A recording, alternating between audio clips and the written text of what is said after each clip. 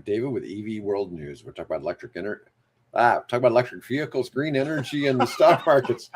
We talk about electric energy. Oh, well, we've been off on a tangent here before we went live. Yeah. We talk energy all the time, don't we? It is kind of funny. It's just it's the world we live in. Anyways, it's funny. I was at the gym yesterday and I got distracted from my workout explaining energy economics to someone, and about how and this guy's from Cameroon. And I was explaining to him, the problem is, Africa's not designed real well. For starters, they don't have good ports. They don't have good river infrastructure. So it's really hard to move. If you manufactured in, one of these countries, it's hard necessarily to get your goods to market, right? Right. Because you don't have necessarily a good infrastructure. But I was like, you got to find some rich guy who's willing to build a very expensive manufacturing facility that would help all these people get out of Stone Age type wages and be able to make a much nicer living. And then you need somebody like me who will bring them energy. Right. Okay. But I have to have that guy who's willing to pay for the manufacturing be willing to pay for the electric bill for us to be willing to bring the energy. But at the same time, you have to have some infrastructure to be able to take his goods. To move his goods, move his goods somewhere else, right? And so you have, you have the chicken and the egg, but you also maybe have a third avenue there. I mean, you need infrastructure, you need somebody willing to pay for manufacturing, and somebody willing to bring in energy. Right, and then a skilled workforce to make it happen. Well, kind of. I mean, that's the idea, is that, maybe you could bring in something that is brain dead simple enough that you could teach anybody how to do it. Sure. Okay, to a degree, right? Because you're certainly not going to go there hoping to hire, engineers and things like that. But you never really know what you're going to get from that. Anyways, let's go ahead, though, and we'll get to our first topic. Tesla U.S. sales dropped to a 4-year low despite cheaper models. Now, we haven't gotten, we've gotten the stripped down Model Y here in October. We haven't gotten the stripped down Model 3 yet, I don't think. So Europe got the stripped down Model 3. But Tesla U.S. sales for November were only 39,800 units. It's the lowest it's been in 4 years. So that's why they have this lease program that's so enticing. So I had one headline that I posted it said, here's this one, this lease that too hard to ignore, but you should. Oh, Lord. What was the deal?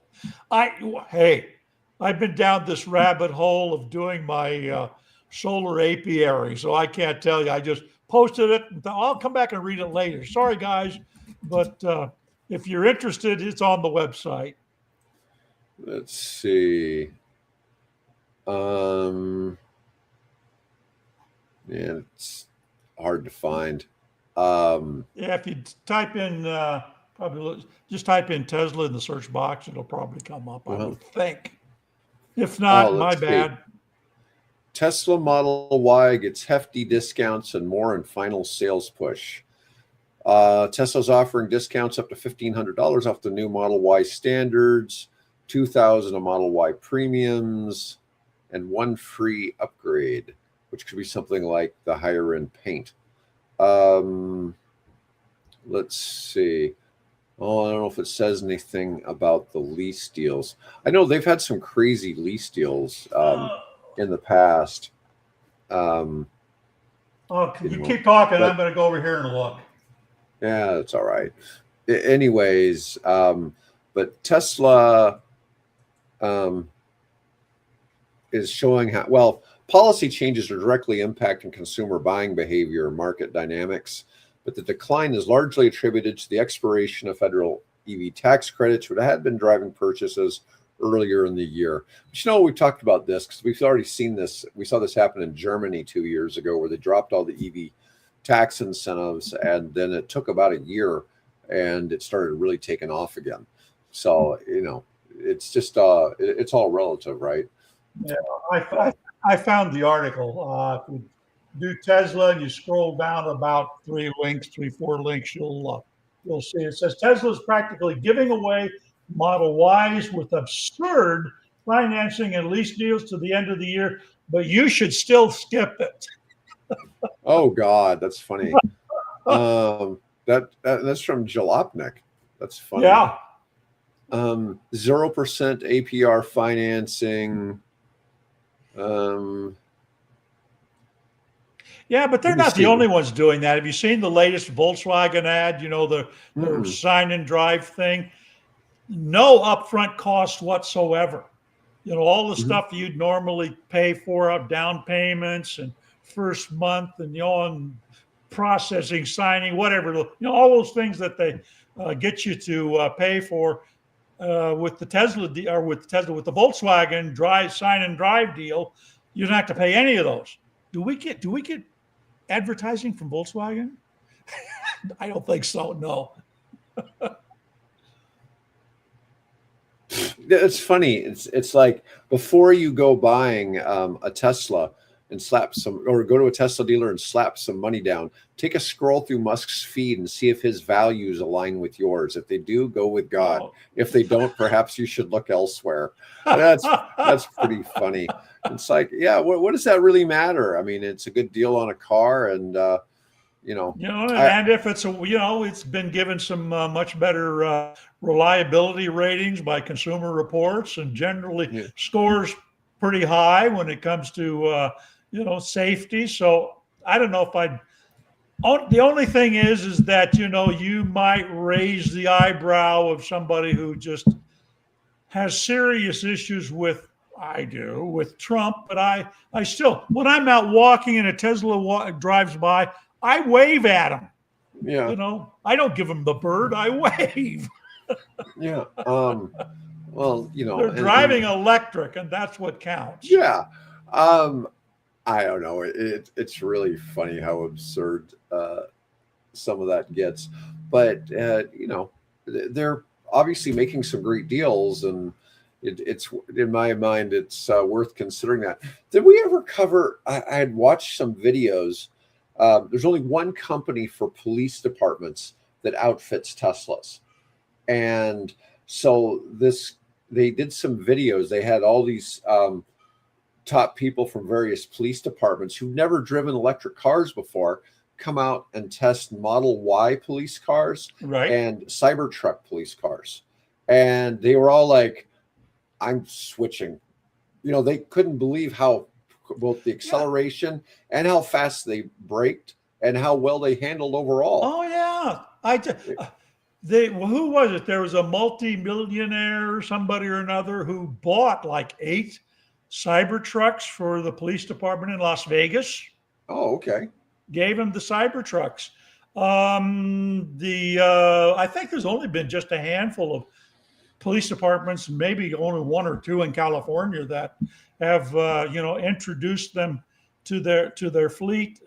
It would seem to me that it makes sense when I drive by some of the various police department offices, and you look in their fleet yard behind the chain link fence. There's a lot of cars sitting there that probably could just be charging. It's not like they're come in and a new shift takes over and the car's got to drive off. So I would think that would be an approach. The only thing is, just before coming down here this morning, I caught a glimpse of a YouTube, those little shorts that they have on YouTube.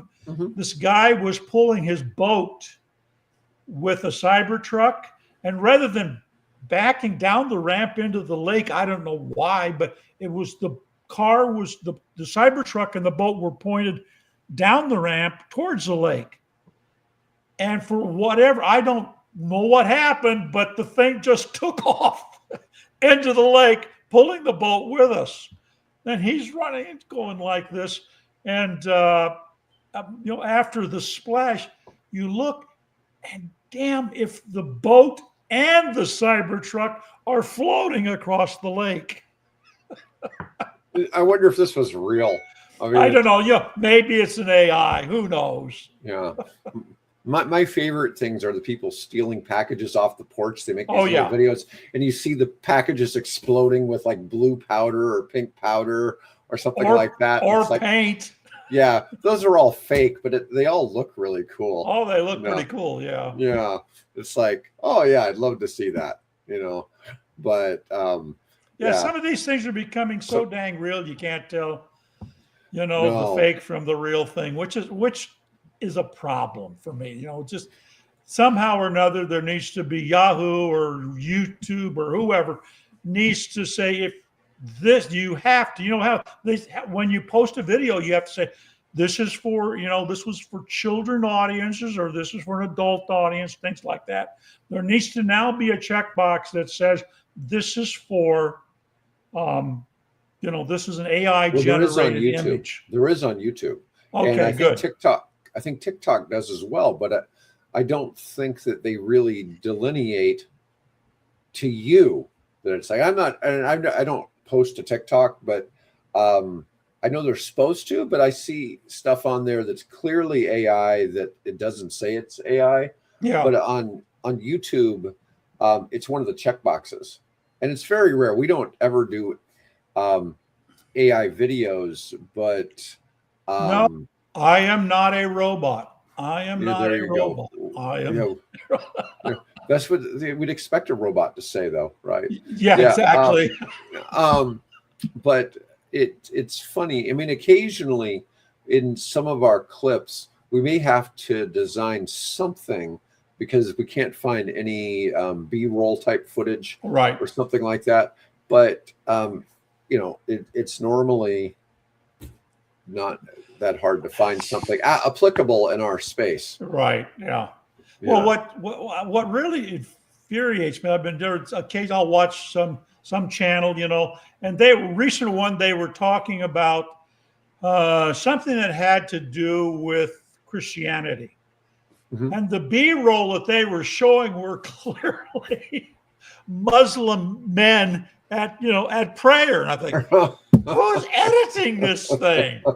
Can't you tell those are Muslims? I mean, come on.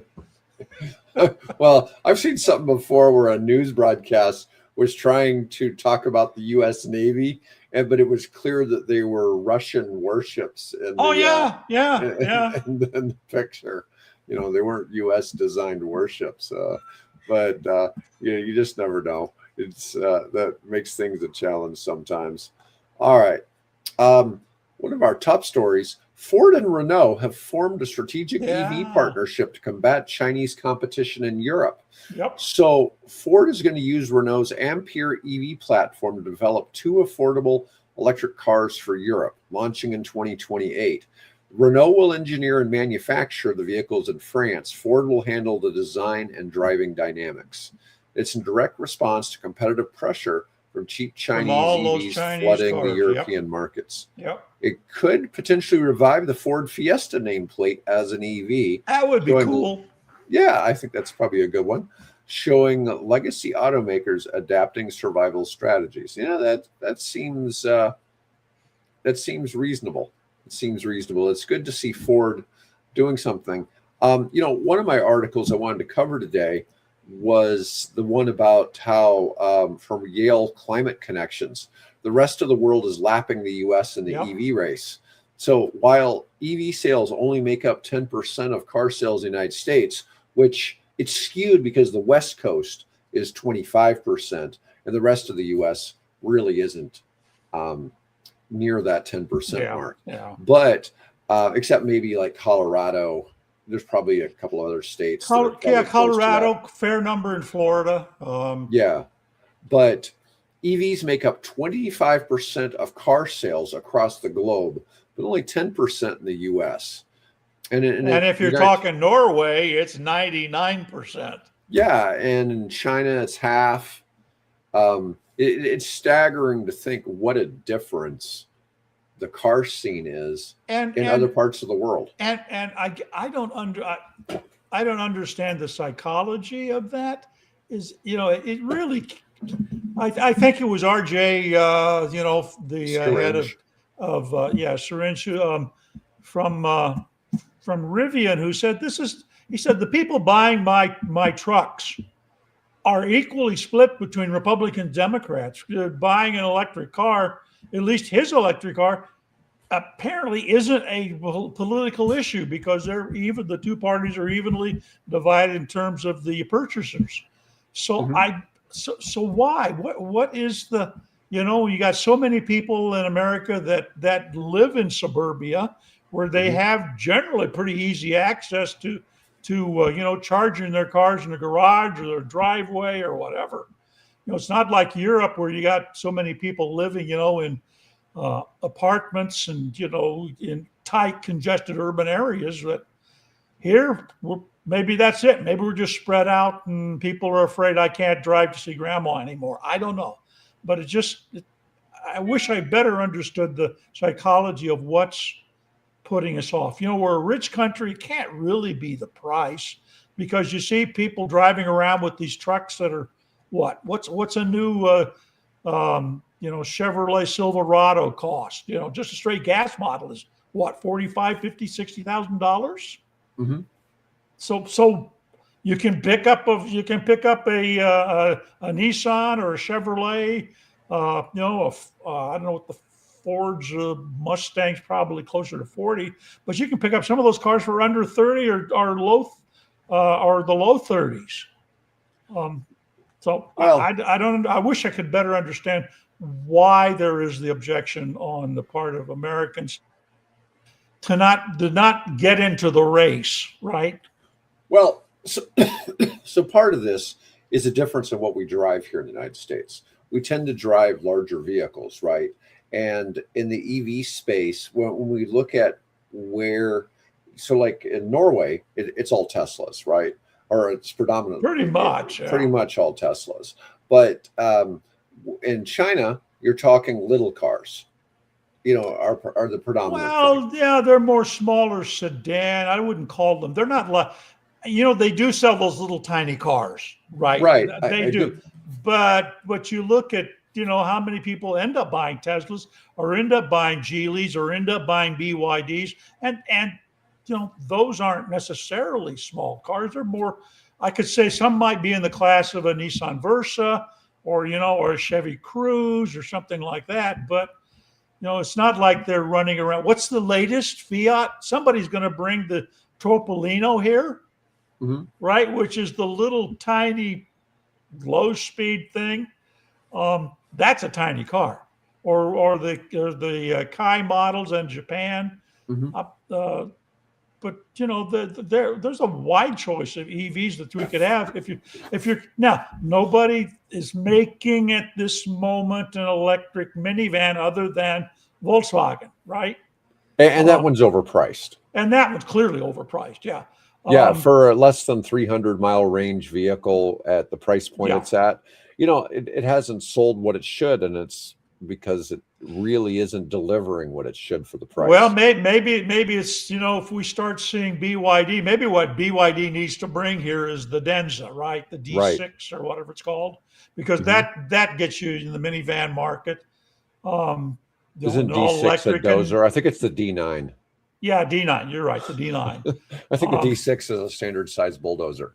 I think. Could be. Yeah. Anyway, so I mean, the options are coming. It's just, why? In fact, interestingly, I had a conversation with somebody, I won't name who it is, but I had a conversation over coffee, and I was talking. We were walking back out to our cars, and I was saying how much I like my Chevrolet Bolt. And she said, "Oh, I need something bigger." Right. Well, big dogs in the family, lots of kids, I don't know. But we can see them. They're coming and they're out there. The Escalade ESV, it's only 150,000. Yeah, well, probably a little overpriced. But yeah, I mean, they're out there. So anyway, it's I mean, comment below, would you please? Yeah. people listening, and This is the problem. Why am I having a hard time understanding why there's such resistance in America, the land of the free, the home of the brave, against EVs that give you all of that? The really large EVs are really expensive. Yeah. And if that's kind of the thing, you know, we talk about the inexpensive EVs, but those aren't the ones that really are driving car sales in the United States. And so I'm not saying it's a mismatch, but it's just hard to make the EVs price competitive. I think Ford missed the boat by only having the Explorer in Europe as an EV. Why we don't have the electric Explorers for sale in the United States, you know, which is one of their best-selling vehicles, that makes no sense. And I realize the Mach-E is kind of similar, but it's still not quite the same vehicle. They could have had lots of... Yeah, I don't think of that in terms of, you know, the Bronco or the Explorer, or that class of vehicle, which a lot of people like to have, you know. Right. So yeah. Why did, well, but I mean, think about all the EVs. I mean, they're now, you had the guy running for Congress who has the Jeep Wagoneer. Right. It's kind of in that, yeah. That's electric. Eric Moyer. Yeah. Yeah. But what other electric EVs do you see that are American made that are kind of in that space? I mean, GM has a couple now. That we got the Equinox and one of the others, and they're selling well for GM, right? But that's only this year. Those are 2025 models, you know. So we didn't have that before. So I think it's a matter of time as selection starts to make more sense. And you know, one of the things too people used to talk about with Tesla is Tesla doesn't look like other cars, right? It's really obvious when a Tesla is coming down the road. Doesn't matter what model. The only one that looks like it could be a normal car is the Model S. The Model S is, while it is still distinctive, some of them, especially if they're modded, are really hard to tell that they're not, you know. Well, you can tell you can tell a Cybertruck when it's coming down the road. That's for sure. No confusing it with anything else out there. No. All right. So Rivian has a major AI and autonomy push, including custom chips and in-house development. Now, we already saw like a week or so ago that Tesla's announced they're getting into the custom chip market. And I think one of the problems is all of the chips are going to AI data centers. So Tesla and Rivian are both thinking now they need to get into that space as well in order to be able to have an efficient supply chain. And the administration just decided that they would go ahead and sell NVIDIA chips to China. Yes, at a big markup, and the government gets 25% of that. Okay. Oh, no, now when you say the government, where in the government is it going? I assume it's to the Treasury Department, the External Revenue Service. That's what they're wanting to call it. They're wanting to call tariffs the External Revenue Service. External Revenue Service, right? Yeah. Of course, we're the ones that pay that. Yeah. Well, so Rivian announced custom in-house silicon chips for autonomy at their Autonomy and AI Day on December 11th. They're launching a universal hands-free driving for Gen 2 R1 vehicles in December. It's either $2,500 one time or $49.99 a month. So that's half the price of, well, the $50 a month is half the price of the Tesla rate. Unlike Tesla, Rivian is adding LiDAR sensors to R2 vehicles for enhanced autonomous capabilities. Wall Street is impressed. Go ahead. Yeah, I was just going to say that is RJ, I think, has said that, you know, the cameras aren't enough. Cameras are not enough. You got to have LiDAR. All right. Wall Street is impressed with the tech, but remains concerned about cash burn and EV market headwinds. Oh, RJ has been selling some shares. He sold 17,450 more shares recently. you probably needed to buy a house or something. That generally when you see something like that, it sounds like that was, 17,000. It sounds like it was about $700,000. You probably needed some cash for something. Yeah. So it's what? What are they today? It's just scrolling past. It's coming up. No, we just scrolled past it. It was about 17, 18 bucks. Yeah. At the moment, we'll see in a minute as the thing scrolls up. Yeah, why is Nvidia down again today? I don't know. It's interesting how we keep seeing, some of them like Nvidia and AMD. Oh, but there's Rivian. What? It's up 15% today? Really? I missed it. Wow. What is going on there? Something's going on Well, there. maybe because they're announcing the AI thing. Yeah, Rivet. Apparently that's driven up the stock. It's actually up 16.6% so far. Boy, today. your nuclear stocks though are down. It looks like. Oh, they're so volatile. They bounce from day to day. Yeah, you just never know. Oh, look at that. We're basically 19 bucks. Let's see. I've doubled my money. There you go. That's unusual. Most all my other stuff is in the tank. Man, Oklo's down 9% today. I like following Oklo. That's one I think is really going to end up doing really well. But it's what is Gates's company? Is it on there? It's not public. Oh, it's not public. Okay. TerraPower. Okay, yeah, TerraPower. Yeah, but it's interesting to see all of the different ones. There's so many different technologies. And they're building this where? They're building it in Wyoming? TerraPower, yeah. Well, what's the load that they're feeding? I don't know. I'm not sure what they're trying to accomplish with that one. I'm sure it's just for a data center of some sort. But in the middle of Wyoming? I guess land's cheap. I guess. You got no shortage of wind in Wyoming. You ever driven through Wyoming? Oh yeah, God. I've been through there. Absolutely. It's hard to keep your car on the road. I don't know how truck drivers make it through Wyoming. You'd think. Well, as you notice on the east face, as you're going through Wyoming, before you get up to the was that Promontory Point or wherever where they joined the two, the east and the western Pacifics. There's all kinds of wind turbines in that area. Oh, they just go on for, east, north-south ridges. They just go on for miles. Yeah, no shortage of wind. Those things are just spinning. All right. Big tech shifts to an all-of-the-above energy strategy for AI data centers.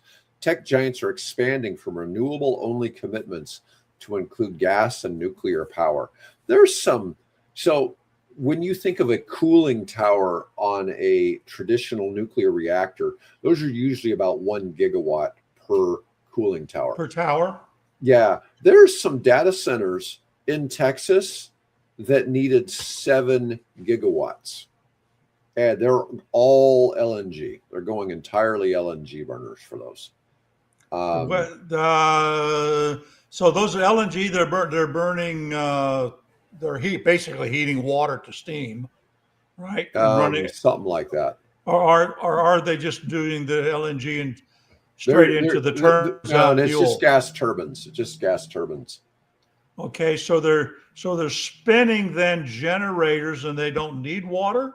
There has to be some, but probably not. Yeah, I don't think they need a whole lot of water for that, but they need water for the cooling the data center. So I'm not aware that they need water for the power side, but it's just crazy how much some of it is. Massive AI data center electricity demand is forcing pragmatic approach to power sourcing. So, we were talking about something before the show. I'm working on some waste to energy to eventually to nuclear projects.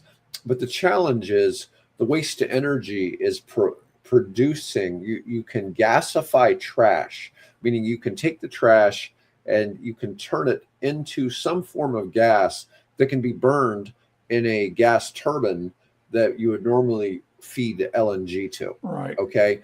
and it's actually coming out. You can produce it as LNG. You could actually create it as diesel. You could create it as aviation fuel. It all depends on how you have your process set.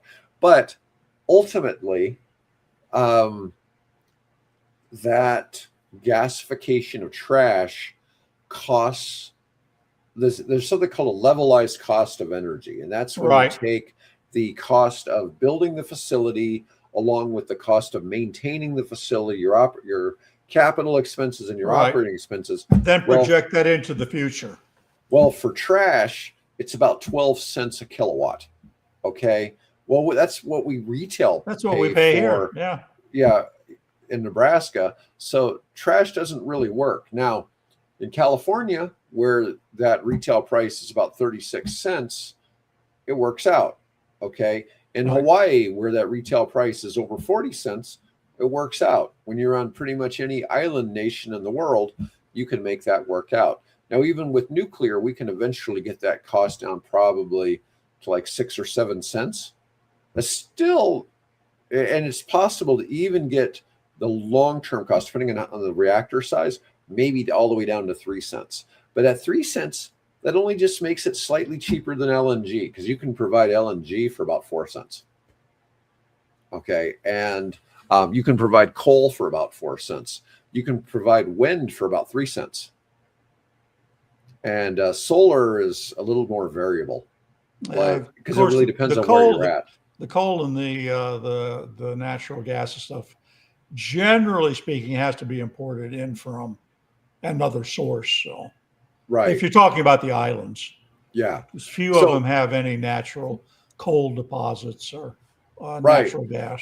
So one of the things what makes the waste to energy very attractive for the islands is that they generally have an overabundance of trash. Overabundance of trash that was no brought in. Yeah, so send it out somewhere else. In this case, recycle it. Recycle it and use it for energy, and it makes that kind of interesting. But the Federal Energy Regulatory Commission, or FERC, is set to rule on data center colocation in the PJM grid on December 18th. PJM, I think that's East Coast. Yeah, it's East Coast. That's Pennsylvania and Delaware and Maryland area. Yeah, this represents a boon for nuclear and gas plant owners wanting to supply power-hungry data centers directly. Well, there's been lots of talk about, nuclear, but most of your data centers try to incorporate some green renewable elements. Most of them, they're trying to have a solar farm put somewhere. They're trying to have, maybe wind, but they're usually in a situation where they're investing and having the solar farm put 100 miles from them, and they're doing some type of swap for closer electricity versus transmitting. There's a lot of arbitraging goes on. They're selling energy somewhere to get it cheap, to buy it cheaper over here. So it's not really truly that energy is going right into supplying their data center. Exactly. But it does show they're being, quote, greener and a good citizen, right? So, well, we were talking before we went on the air about this rabbit hole I went down this morning.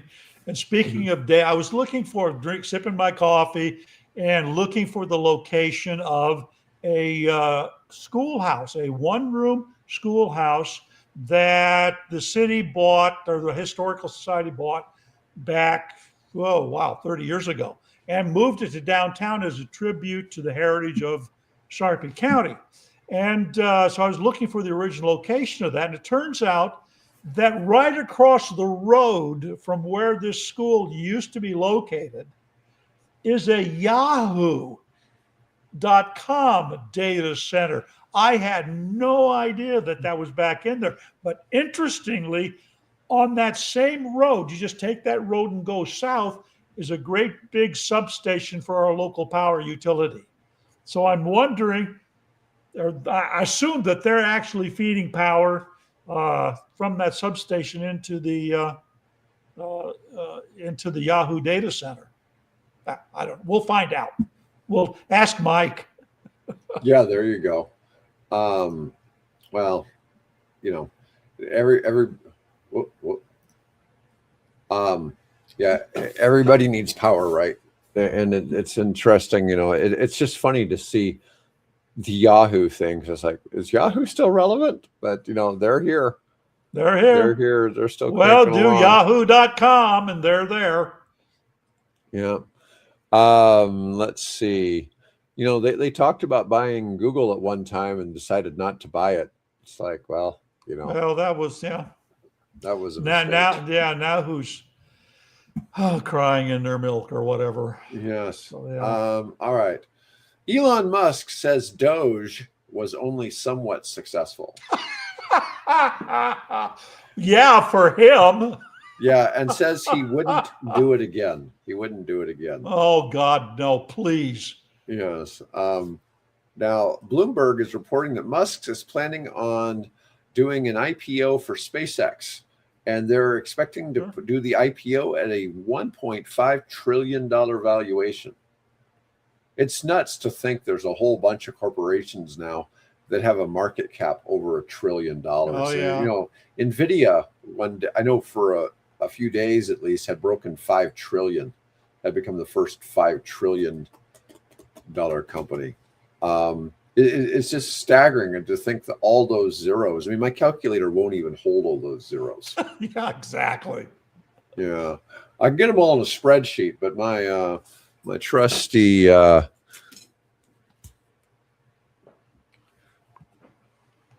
trusty Texas Instruments You mean financial calculator. like this there one? You go. Yeah.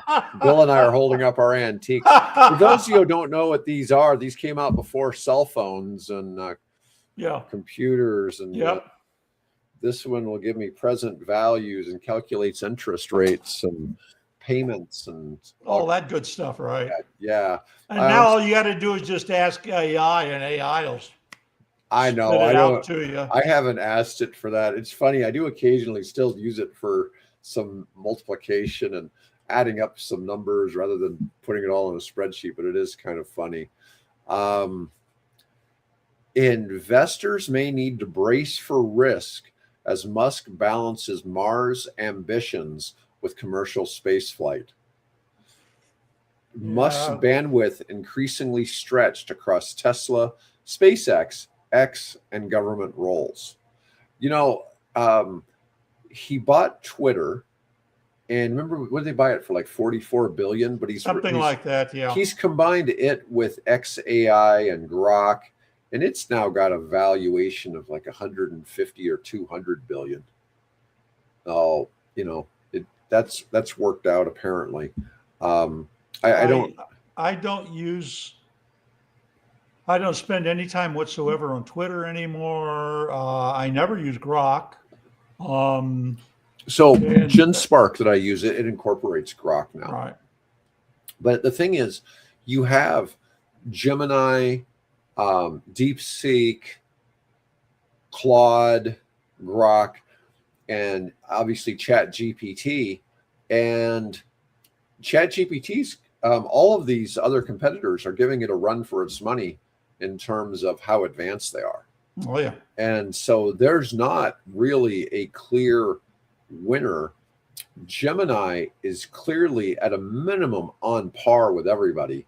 And when you figure that it's tied into Google, and then you look at, like, if you're using Microsoft products, Microsoft is now basically incorporating Copilot into everything. Oh, yeah.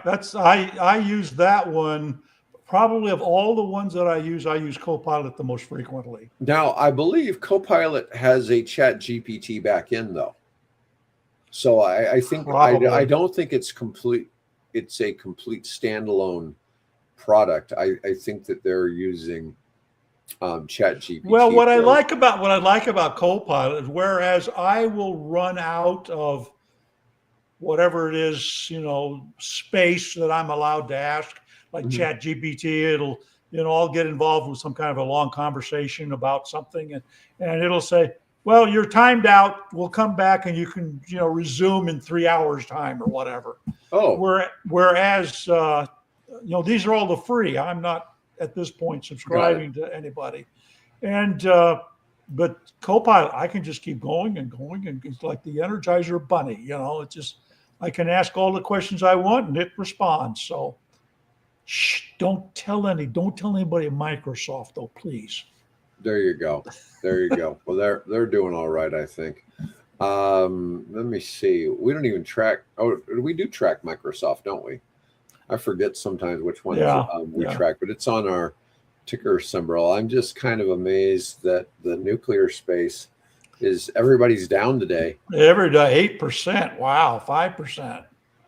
Yeah, Oklo has been just kind of has just wild volatility.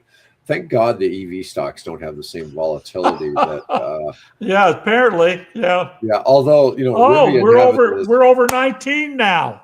Yeah, it's 16% upgraded. It's nuts, some of that. So nuclear energy is getting another policy boost and a $40 million New York workforce investment. So multiple states have added nuclear to their official clean energy definitions and law. I don't know if you saw that, how we have this, and we probably discussed it, that the Nebraska Nuclear Coalition or whatever is going on here. Yeah, I don't know if we talked about it on air, but yeah. Yeah, but I think we may know some people on that that board. Probably. Well, I know Mike does. I don't know if I do, but I know for sure Mike does. But it's been interesting that we have these opportunities coming up here in rural Nebraska, but New York governor has announced $40 million from the NYPA. New York Power Association. Yeah, probably New York Power Authority. Power Authority. Okay. For advanced nuclear workforce development. So they're going to train people for working in the nuclear space. Because they're, everybody that designed those original reactors are like me. They're retired and living off pensions now at this point. They made some movie, I think it might have been called Battleship or something. They had a battleship battling some aliens lived under the water. Exactly, right. And they had to bring back all these 70, 80, 90-year-old people. Sailors that knew how to operate the battleship. Yeah, it's like, I'm wondering if that was supposed to be the target audience for the movie, too. It's like Senior Power or something. I don't know, but it was just, kind of funny. And I've dealt with this. I was kidding a civil engineer. So civil engineers often design subdivisions and, the plans to make sure the dirt is right so you can build on it, before you do your architect type work. And I always kid when I talk to a civil engineer that I don't know, I go, I hope you're training the next generation. It's like, oh, I am. And then it's like a couple of days later, I get news. It's like, oh, he's retiring. It's like, yeah. It's like, that whole. Well, that's like some systems apparently within the U.S. government still operate on COBOL. Oh yeah, and nobody knows how to program in COBOL anymore. Good Lord, that's hard to fathom. I see a lot of opportunities in various industries that are ripe for taking over. And sometimes I just hear things about where companies are still operating on crazy old technology that are, FAA. The FAA is still operating off of floppy disks. Oh, God. Yeah, I mean, it's just hard to fathom that some of this is going on. But or at least that's the story. So let's. Yeah, who knows? Let's see. All right, let's move on to our next story. Lucid stock hits all-time low despite production being on track. Yeah, but they're up today. 0.16. They're up 2 cents. They're up 2 cents today. Lucid shares fell 55% in 2025. Trading near an all-time low of 1322, despite being on track to build 18,000 EVs this year. The stock's now cheaper than Rivian on some metrics, despite premium positioning. Morgan Stanley's downgrade to sell with a $10 price target reflects concerns about the luxury EV market viability. That's interesting to see, but we always talk about the fact that it's propped up by the Saudis, and I wouldn't go betting against Lucid just for that reason. Let's see where it comes up here. Lucid's price is where today? There you are, right there. We're 1285, up 0.02%. So yeah, so it's even. Oh no, that's a cent, right? 2 cents. Yeah, 2 cents. 1285. Yeah, so it dropped a good bit yesterday. Let's see. All right. Well, I think that's all I've really got to. Yeah, I want to get back to my rabbit hole. Okay. All right. So anyway, we'll talk about that rabbit hole maybe on some other show when I get a little further along, a little bit more comfortable with the numbers and the idea. But this is fun. I'm spending a lot of time with AI trying to figure out if this all makes economic sense. So we'll see. Yeah, that's the challenge with anything that's related to green energy is can you make it economically viable? The other thing is too, on your calculations for solar, are you using the most recent actual numbers for buying an entire acre's worth of solar panels?